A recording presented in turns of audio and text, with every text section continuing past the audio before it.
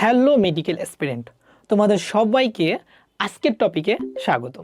আজকে আমরা লিভারের বাহ্যিক গঠন নিয়ে পড়ব। তো চলো শুরু করি। দেখো, এইটা আমাদের লিভার। তো তোমরা জানো লিভার আমাদের সবচাইতে বড় গ্রন্থি। যদি প্রশ্ন করতাম সবচেয়ে বড় অঙ্গ কোনটা, তখন তোমাদের অ্যান্সার হতো ত্বক, স্কিন। সবচেয়ে বড় অন্তঃক্ষরা গ্রন্থি কোনটা, তখন তোমাদের অ্যান্সার হতো কিন্তু ভাইয়া থাইরয়েড গ্ল্যান্ড। কিন্তু আমি যদি তোমাদেরকে প্রশ্ন করি সবচেয়ে বড় গ্রন্থি কোনটা, তখন তোমাদের অ্যান্সার হবে লিভার। এবং এই লিভারটা হলো মিশ্র গ্রন্থি। লিভারটা কি গ্রন্থি? মিশ্র গ্রন্থি। বুঝতে পারছো তোমরা? ওকে, এখন আসো, এই যে আমাদের মিশ্র গ্রন্থি লিভার, এই লিভার আমরা একটা লিগামেন্টের মাধ্যমে দুইটা পোর্শনে ভাগ করি। এই লিগামেন্টের নাম হলো ফ্যালসিফর্ম লিগামেন্ট, যা ডান লোব এবং বাম লোবে বিভক্ত করে। বড় লোব কোনটা? ডান লোব। তাহলে তোমাদের একটা কোশ্চেন আসে মেডিকেলে, সবচেয়ে বড় লোব কোনটা? অ্যান্সার কি ভাইয়া? ডান লোব। এখন খেয়াল করো তো, ডান লোবের নিচে একটা থলে বসে আসে না? এই থলিটার নাম হলো ভাইয়া পিত্তথলি। কি নাম? পিত্তথলি। এখন সেকেন্ড কোশ্চেন যেটা হয়, লিভারে লোব সংখ্যা কয়টা? লিভারের লোব কিন্তু টোটালি 4টা থাকে। কয়টা? 4টা। বাকি 2টা কোথায় থাকে? পেছনের দিকে। এবং এইটার নাম হলো কর্ডেট লোব এবং কোয়াড্রেট লোব। ঠিক আছে, এখন আসো আমরা আরেকটু জিনিস জেনে নিই, লিভারের ওজন কতটুকু। মেল এর ক্ষেত্রে এর ওজন হয় 1.4 থেকে 1.8 কেজি এবং ফিমেলের ক্ষেত্রে ওজন হয় 1.2 থেকে 1.4 কেজি। এবং যারা শিশু থাকে তাদের ওজন হয় মাত্র 150 গ্রাম। তো তোমাদের জন্য একটা কোশ্চেন, শিশুদের যে 150 গ্রাম হয় লিভারের ওজন, একটা পূর্ণবয়স্ক মানুষের দেহে কোন অঙ্গটার ওজন 150 গ্রাম হয়, সেটা তোমরা কমেন্ট সেকশনে জানাবা।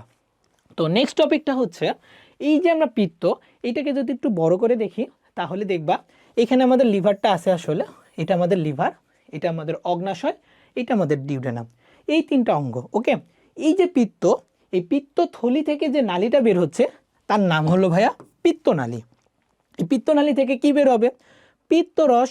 এখন এই যে যকৃৎ থেকে যে নালী বের হয় তার নাম হলো ভাইয়া যকৃৎ নালী। ওকে, এখন পিত্তনালী এবং যকৃৎ নালী এক জায়গায় এসে মিলিত হয়, ওই জায়গাটাকে বলে অভিন্ন পিত্তনালী। অভিন্ন পিত্তনালী। এই অভিন্ন পিত্তনালীটা অগ্নাশয়ের সাথে একটা নালীর মাধ্যমে যুক্ত হয়, অগ্নাশয় নালী। তো এই অভিন্ন পিত্তনালী আর অগ্নাশয় নালী মিলাই যেই জিনিসটা তৈরি করে তার নাম হলো ভাইয়া অ্যাম্পুলা অফ ভ্যাটার। অ্যাম্পুলা অফ ভ্যাটার, যেটা কোথায় এসে উন্মুক্ত হয়? ডিউডেনামের সেকেন্ড পার্টে এসে উন্মুক্ত হচ্ছে। নেক্সট যে জিনিসটা তোমাদের জানা লাগবে সেটা হচ্ছে ভাইয়া, এই যে লিভার বাহ্যিক গঠনে ইম্পর্টেন্ট একটা জিনিস হচ্ছে, লিভারের ক্ষুদ্রতম এককের নাম হচ্ছে ভাইয়া লোবিউল। যেটা দেখতে কেমন হয় বলো তো? এই যে লিভার, এটা হলো তার ক্ষুদ্রতম একক। একটু বড় করে দেখলে জিনিসটা দেখতে এমন হয়। ওকে, এবং এই জিনিসটা হেক্সাগোনাল না, ষড়ভুজ আকৃতির না, এই জিনিসটার নামই হচ্ছে ভাইয়া লোবিউল। এটার নাম কি বলো? এটার নাম হচ্ছে ভাইয়া লোবিউল। ওকে, এবং এই যে লোবিউলটা, এটা দেখতে কেমন? ষড়ভুজ আকৃতির। এবং এর সেন্টারে যেটা থাকে এইটার নাম হলো ভাইয়া কেন্দ্রীয় নালিকা। এটার নাম কি ভাইয়া? কেন্দ্রীয় নালী।